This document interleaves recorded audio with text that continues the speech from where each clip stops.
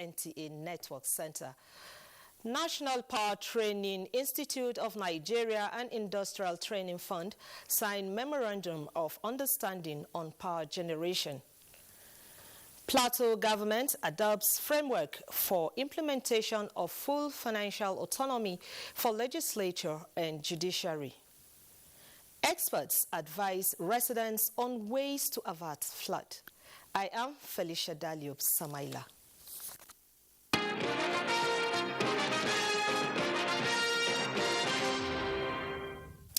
President Muhammadu Buhari has expressed sadness over brutal killing of some citizens, including a vigilante leader and village head of Dapna, a village in Dukwaba and Hong local government area of Adamawa State. In a statement, the president directed respective agencies under the Ministry of Humanitarian Affairs, Disaster Management and Social Development to immediately assess losses in the community and send support. Meanwhile, President Muhammadu Buhari has raised a high-powered delegation to visit the community to convey his sympathies to the families of victims and government of Adamawa State. Similarly, Secretary to the government of the Federation, Bas Mustafa, has condemned in strong terms unprovoked and unwarranted attacks in Dapna and other surrounding villages in Hong local government area of Adamawa State, where 18 persons were feared killed by unknown gunmen on Wednesday. The SGF describes Dapna as a peace-loving community made up of peasant farmers and other artisans who earn their living through farm work, pointing out that attack on residents by mindless and godless persons is senseless. While commiserating with the government and people of Adamawa State, as well as families who lost their loved ones, Bas Mustafa urged the people to remain calm and vigilant while security services do their best to provide security in the area. The SGF assured that the federal government will provide succor to affected persons through the emergency agencies. The Nigeria Center for Disease Control, NCDC, has confirmed a detected case of the COVID-19 Delta variant, also known as lineage, in Nigeria. A statement by the head of communications, NCDC, Dr. Yahaya Disu, says the variant was detected in a traveler to Nigeria following the route travel test required of all international travelers and genomic sequencing at the NCDC National Reference Laboratory in Abuja. The Delta variant, it says, is recognized by the World Health Organization as a variant of serious concern due to its increased transmissibility. The variant, which has so far been detected in over 90 countries, is expected to spread to more countries. It has also been linked to a surge in cases in countries where it is the dominant strain in circulation. The statement adds that there are, however, ongoing studies to understand the impact of the variant on existing vaccines and therapeutics. The NCDC says it has been collaborating with the Nigerian Institute of Medical Research, NIMR, African Center for Genomics of Infectious Diseases and other laboratories to carry out genomic sequencing to enable the detection of variants of concern and initiate necessary response activities. In view of the high transmissibility of the Delta variant and sequel to the detection in the country, NCDC urges all Nigerians to ensure strict adherence to public health and social measures and get vaccinated, as the COVID-19 vaccine is safe, effective, and offers protection against the disease. The National Primary Healthcare Development Agency says Nigeria's wild polio virus-free status is not under threat, as there has been no case of wild polio virus isolated anywhere in the country since Nigeria was certified free since 2020. Against rumor of an outbreak of a new polio variant in some states, NPHCDA says what is being misconstrued for an outbreak of wild polio virus, WPV, is the detection through our robust disease surveillance system of 22 cases of acute flaccid paralysis spread across 7 states: Borno, Jigawa, Kano, Kebbi, Sokoto, Yobe, and Zamfara. These non-wild polio viruses originated as a result of normal changes in the reproduction of viruses. These viruses are not as virulent as WPV and are also being reported in other countries working with our donors and development partners. Nigeria has already acquired new tools and resources to ensure these viruses are contained. National Primary Healthcare Development Agency, NPHCDA, assures Nigerians that the agency and partners will continue to conduct surveillance and vaccination campaigns in order to prevent and contain any possible importation of the wild polio virus.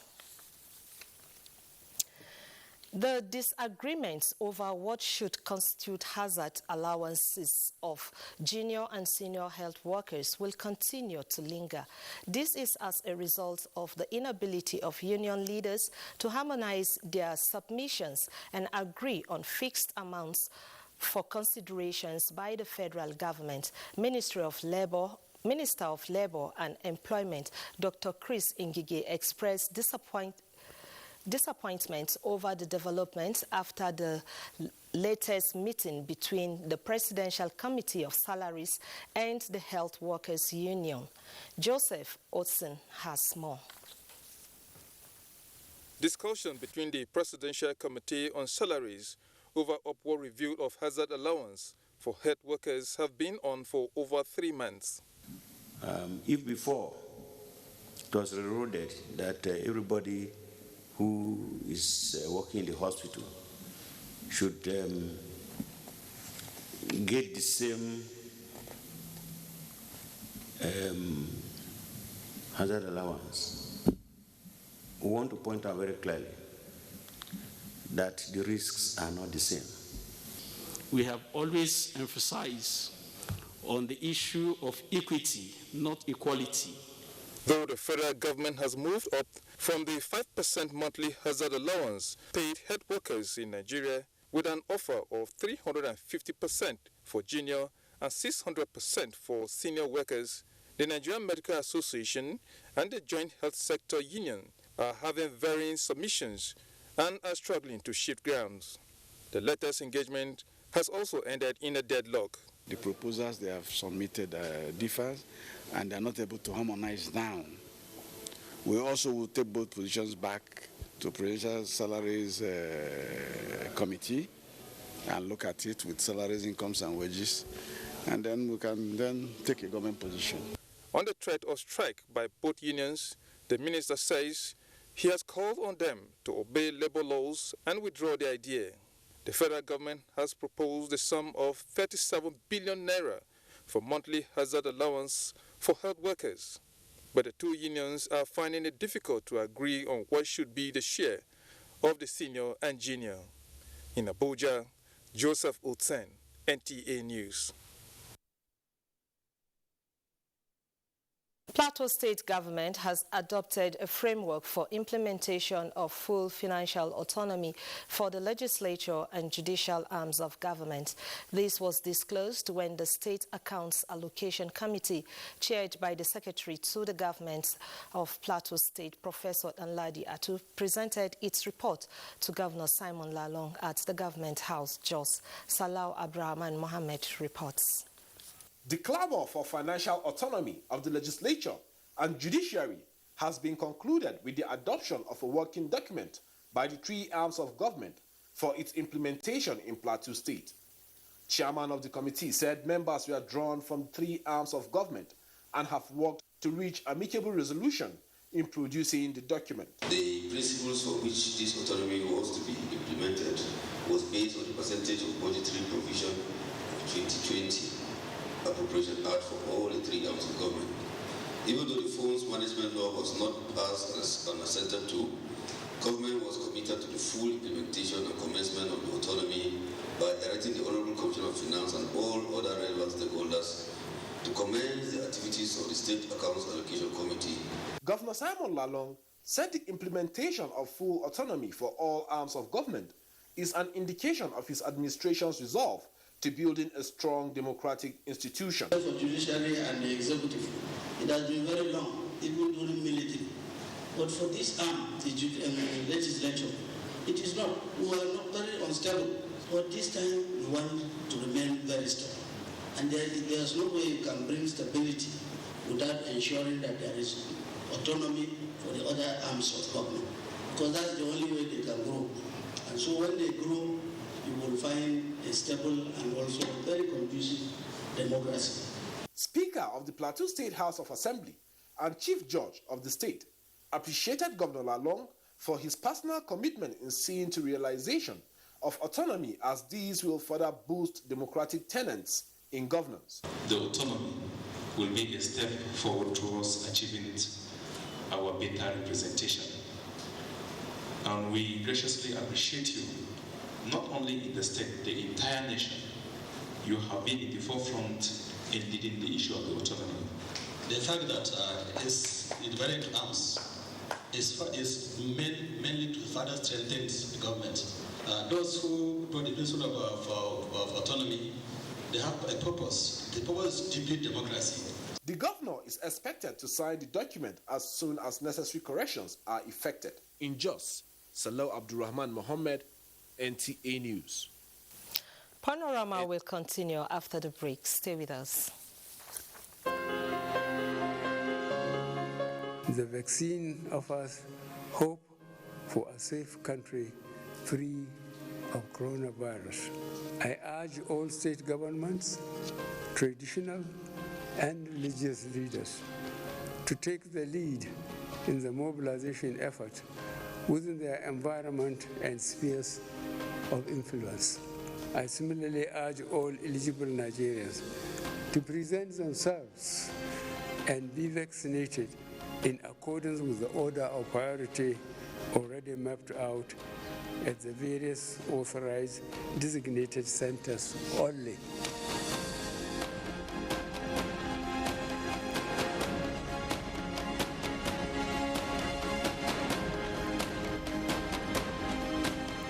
And let me say very categorically that we have told ourselves a lie,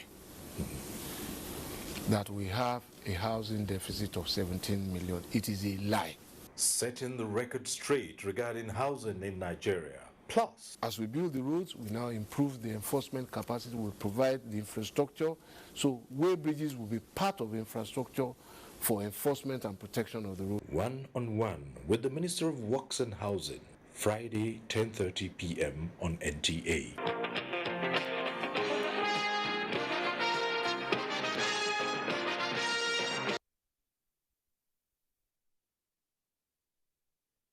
For staying tuned. The National Power Training Institute of Nigeria and the Industrial Training Fund, ITF, have signed a memorandum of understanding towards actualizing the federal government's drive at ensuring increased power generation and supply in the country. Ndayan Andayabagang reports that the MOU is targeted at training Nigerian youths under the Mambila Hydroelectric Local Content Youth Empowerment and Skills Acquisition Program. The Mambila Hydroelectric Power Project is a 3,050 megawatts capacity hydroelectric power project being constructed in Nigeria. It will be the biggest power generating infrastructure in the country on completion. The construction of the hydroelectric plant is expected to generate about 50,000 permanent and temporary jobs. To this end, NAPTIN and the ITF are collaborating to build human capacity to provide jobs for indigenes of Taraba State, Northeast, and the whole country. It will also position ITF to develop and implement training programs for NAPTIN in line with the expectation of the Mambila Hydroelectric Power Project, as well as issue certifications. NAPTIN says out of the 5 critical trades, they are engaging ITF in 3 towards preparing Nigerian youth for the Mambila Hydroelectric Power Project. This is aligning to the federal government in the strategy of ensuring that we create jobs and take millions out of the poverty line. This MOU we're signing, we will definitely grab opportunities coming out of the MOU with both hands and ensure that we work earnestly to ensure the implementation of all the agreements. For the Director General ITF, his organization will leverage on its expansive network, expertise, and experience to deliver on its mandate. We shall adopt both the digital, the green, and the brownfield approach in our training capacity in order to ensure that the trainees are exposed to new trends in technology and also have practical hands-on approach which is necessary for impactful knowledge and skills acquisition and development. We'll work closely with the data that NAPTIN has already provided so that we are in sync with the expectations of NAPTIN. The signing of the MOU will provide the needed skills capacity for Nigerian youth to take advantage of the construction of the Mambila hydropower project. In Jos, Indenyan and Abuja, NTA News. Following the directive by the Corps Marshal Federal Road Safety Corps, the Plateau State Command has embarked on aggressive Operation Show Your Driver's License in Jos. Zenred Dimun reports that the exercise is taking place simultaneously across the country.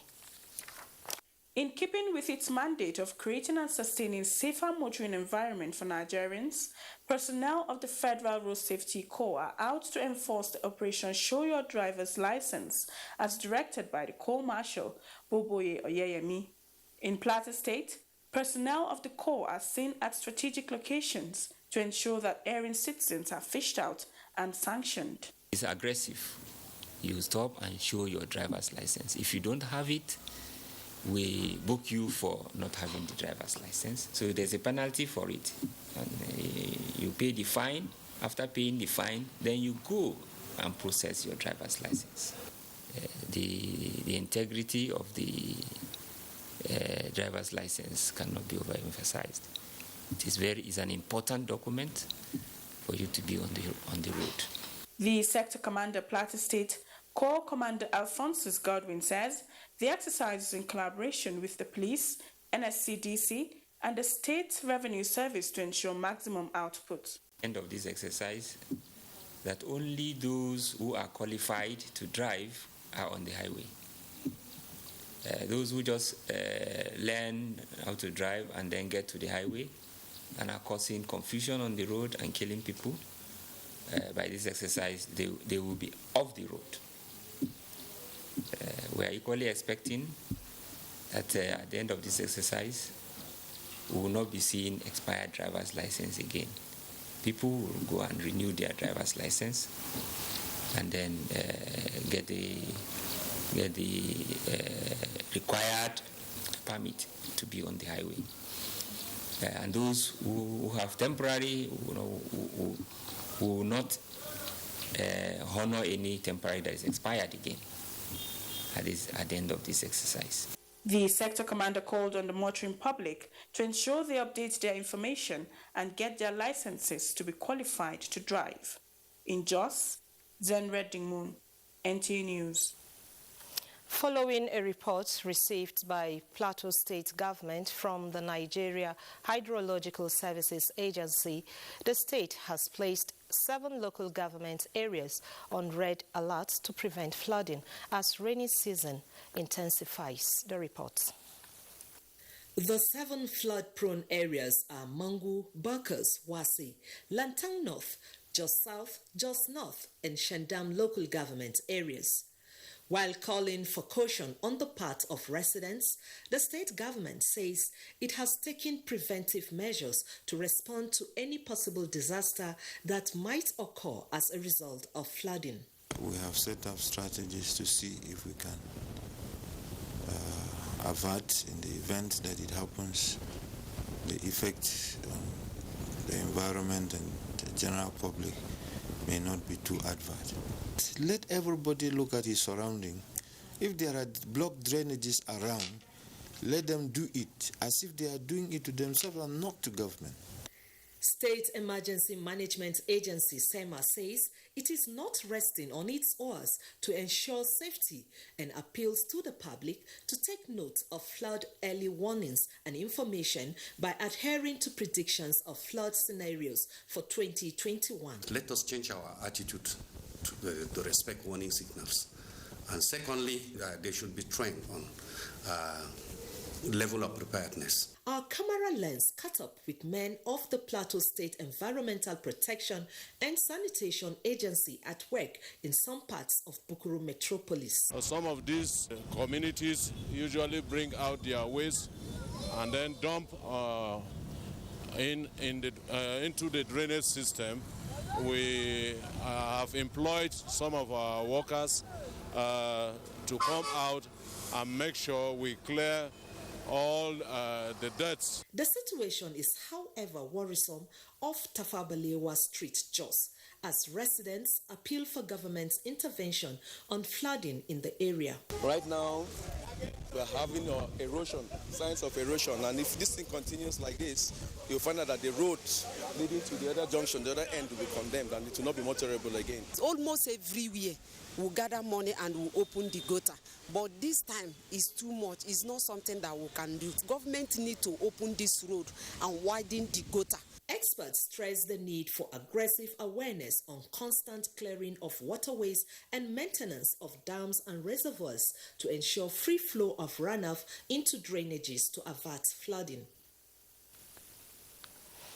And we have in the studio North Central Zonal Coordinator NEMA, Eugene Nyelong, to talk more on ways of averting flood.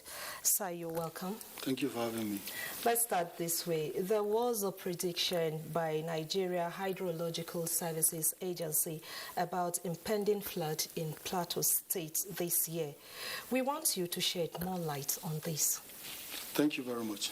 Well, on getting the prediction, NEMA, the North Central Zonal Office, domicile on the Plateau, quickly now gathered all the critical stakeholders in conjunction with the State Emergency Management Agency, agencies like the Ministry of Water Resources, Ministry of Environment, Ministry of Health, now came up on the round table to see how we're able to now look at the early warning system.